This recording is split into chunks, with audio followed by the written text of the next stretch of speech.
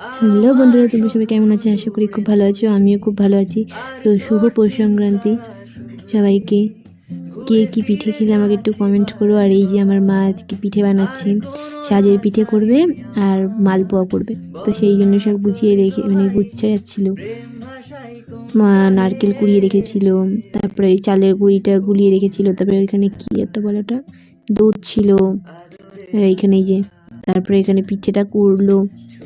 প্রথমে মা বলছিল যে নারকেলটা পরে দেবো, আগে দেখি যে কীরকম হয়েছে খেতে, তারপরে নারকেল দেবে আমার মা।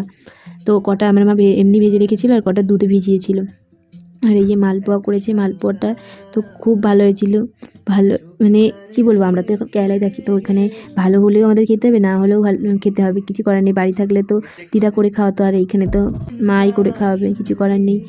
তো ভালো হয়েছিল পিঠেটা, আমি বলবো না খারাপ হয়েছে। সেটাই বলতে চাই যে এখানে আমি আছি বলে এখন যা খাবো তাই আমার কাছে সুস্বাদু।